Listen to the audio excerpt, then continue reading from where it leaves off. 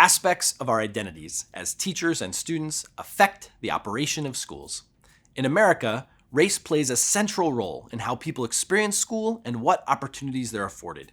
In the US and in other countries around the world, gender, disability, sexual orientation, religion, all these things may play similar roles.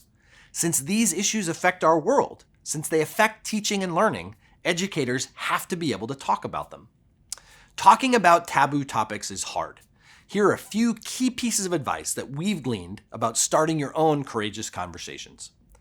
First, find a partner or ally in this work. Sparking change is hard, but it's easier to do with someone to bounce ideas off of, to practice sharing your thinking, or to debrief and reflect with after you've had a hard conversation.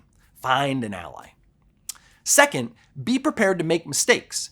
Talking about race and other potentially taboo issues is hard, and you'll make mistakes. But the only way we get better at hard things is through persevering. I'll share with you some hard feedback that I got this semester. I teach a class at MIT on education technology, and we often discuss issues of race in class because those features of identity affect who gets access to technology and how it gets used. Every year I have a few students who tell me that wrestling with these issues of equity is really powerful for them. But this year, I got this tough feedback in my course evaluations. The teacher, that's me, should talk about inequity in a way that helps us understand it and empowers us to confront it. Saying things don't usually work for poor schools that are overwhelmingly Black and Hispanic and leaving the conversation there is a problem, and it made me feel uncomfortable. Equity should continue to be a part of the conversation, but someone who is trained in anti-racism should cover that topic. Oof.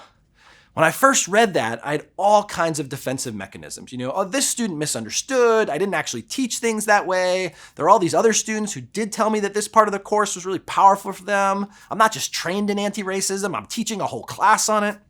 But that's not the point. The point is, I didn't get it right for that student and maybe for other students. My job is to remember that the work of becoming a more equitable educator is lifelong. It's about gathering feedback and getting better. I can't shy away from conversations about race in my education technology course because it's essential to understanding the topic. But I do need to be constantly trying to gather feedback, listen to students, find ways of engaging them that are challenging, but provide the support so that students can meet those challenges. That's a good lead into my third suggestion. Talking about race and other taboo issues involves really listening to students, colleagues, parents, and families.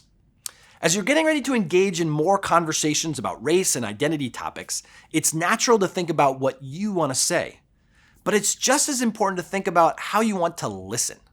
A crucial part of good conversations is really listening, not so that you can figure out how to respond to other people, but so you can understand what people are saying and trying to communicate.